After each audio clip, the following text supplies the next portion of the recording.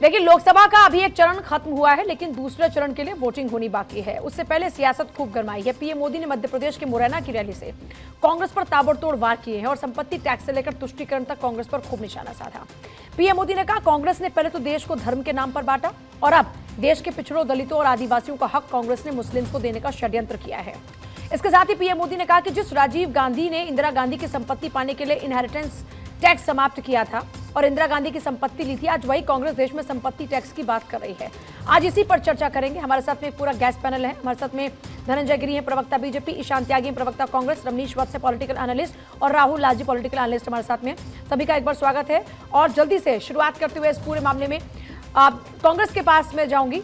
ईशान त्यागी जी, अगर पूरा इस वक्त हम स्टेट ऑफ सीक्वेंस देखते हैं तो पहले मैनिफेस्टो, सैम पित्रोदा का बयान, राहुल गांधी का बयान और मनमोहन सिंह का बयान, इससे बीजेपी को एक मौका मिल चुका है।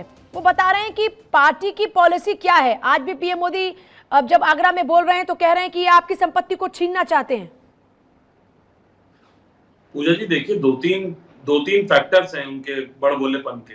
फैक्टर्स ये हैं कि पहले तो सुप्रीम कोर्ट ने इलेक्टोरल बॉन्ड्स को असंवैधानिक घोषित कर दिया और उसके बाद क्या हुआ कि फेज 1 में इनको करारी हार का सामना करना पड़ रहा है। जो भारतीय जनता पार्टी को फीडबैक मिला है वो ये है कि फेज 1 में ज्यादातर सीटें इंडिया गठबंधन को जा रही हैं, 80% से ज्यादा सीटें। अब दूसरी बात ये है, तो प्रधानमंत्री जी जो इस समय कर रहे हैं वो बिल्कुल अच्छी बात कर रहे हैं। वो ऐसी बात कर रहे हैं जिसके लिए वो माहिर है, जिसका नाम है झूठ बोलना, मिथ्यावादन करना, धर्म के नाम पे वोट मांगना और लोगों को भ्रमित करना। पर सर, मेरी एक बार बात सुनिए। सर, एक बार मेरी बात सुन लीजिए। मैं सैम पित्रोदा के बयान पर जानना चाहती हूँ, मनमोहन सिंह के बयान का जिक्र करना चाहती हूँ, राहुल गांधी के मैनिफेस्टो का जिक्र करके वो दिखा रहे हैं। सैम पित्रोदा का ये बयान आपको नहीं लगता कि कांग्रेस के ऊपर सवाल खड़े करता है? पूजा जी, मैं वही मैनिफेस्टो आपको दिखा रहा हूँ। ये हमारी पार्टी का मैनिफेस्टो है, हमारा न्याय पत्र है। ये 48 पन्ने का न्याय पत्र है। अगर इसमें कहीं पर भी ये दो बातें लिखी हुई हो तो मैं राजनीति छोड़ने को तत्पर तैयार हूं, आप मेरे को बता दीजिएगा। लेकिन अगर इसमें वो बातें नहीं लिखी हुई है तो मेरे को बताएं धनंजय गिरी जी क्या राजनीति छोड़ेंगे? इनहेरिटेंस टैक्स की वकालत करती है कांग्रेस। जल्दी से सर, जल्दी से हाँ या ना। इनहेरिटेंस टैक्स जिसका जिक्र वो कर रहे हैं, इसकी वकालत तो नहीं करते ना आप? रमनीश वत्स का इस्तेमाल किया गया है। ये कह रहे हैं कि आप लोगों का ध्यान भटकाना चाहते हैं, इसलिए ऐसी बात को लेकर आए हैं जो बेफजूल के। जल्दी से रमनीश वत्स लगाएंगे। और ना ये देखिए पूजा जी, ये पहली बार ऐसा हुआ नहीं है। बात करें 2004 के घोषणा पत्र की, चाहे 2009, चाहे 2014, तीनों बार मुस्लिमों को आरक्षण की बात इन्होंने पहले भी की है।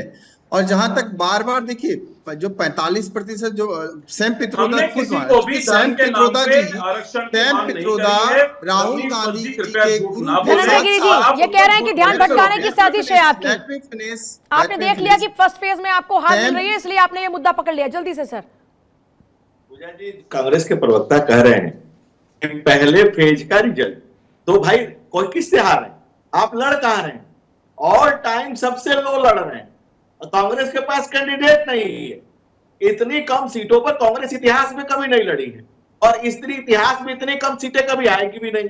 इस समय कांग्रेस आप इतिहास में मिलेगी, भाजपा भूगोल पे इंडिया गठबंधन लड़ रहा है। भाजपा भूगोल पे दिखेगी और कांग्रेस इतिहास की किताबों में पढ़ाया जाएगा। एक थी कांग्रेस जिसको एलन ऑक्टेवियो ह्यूम, एक विदेशी ने स्थापित किया था और विदेशी मानसिकता से चलती थी।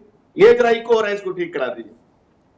एक थी कांग्रेस जिसको एलन ऑक्टेवियो ह्यूम ने स्थापित किया था, जिसमें वो तमाम लोग रहे जल्दी से राहुल लालजी, पढ़ाई पश्चिम से और लुगाई भी पश्चिम से रहे। जल्दी से राहुल लालजी, आज वक्त का मैं माफी चाहूंगी उसके लिए। राहुल लालजी, प्रधानमंत्री मोदी बिल्कुल झूठ बोल रहा है। यहाँ पे देखिए कांग्रेस को लेकर जो टिप्पणी हो रही है, भाई कांग्रेस पार्टी उसने देश की आजादी में भाग लिया और जो तमाम तथ्य रखे जा रहे हैं, अरे SC ST के आरक्षण में कभी कोई छेड़छाड़ कर सकता है? SC ST के आरक्षण में छेड़छाड़ क्या बात करते हैं? क्या बात करते हैं? क्या बात कर रहे हैं आप? छेड़छाड़ की बात, छेड़छाड़ तो बिल्कुल नहीं है। ऐसा लग रहा है जैसे कि संविधान के, भारत में कोई संविधान ही नहीं है। थोड़ा संविधान करके अगर प्रधानमंत्री जी आरोप लगाते या बीजेपी के समर्थक कुछ आरोप लगाते, जनता विश्वास भी करी होती। ये बेबुनियाद किस्म के आरोप है और ये आरोप इसलिए लगाए जा रहे हैं क्योंकि इन लोगों को हार सामने धनंजय जी जल्दी से क्विक रिएक्शन विदिन 10 सेकंड। पहली बात है, एक मिनट। देखिए कितना जाफाजी, कितने बड़े झूठे लोग बैठे हुए। National commission for backward class ने कर्नाटका के ईशान त्यागी जल्दी से 10 सेकंड सर, इसी पर रिएक्शन जल्दी। कर्नाटक का जिक्र वो कर रहे हैं तो कर्नाटक में क्या हुआ, जल्दी से सर 10 सेकंड है मात्र। प्रधानमंत्री ji Pooja ji national commission for backward classes है, वहां के चीफ सेक्रेटरी को नोटिस करके बुलाया। माफी चाहूंगी, आज माफी चाहूंगी, चर्चा बहुत विस्तार से नहीं हो पाई। बहुत शुक्रिया आप सभी का चर्चा में शामिल होने के लिए।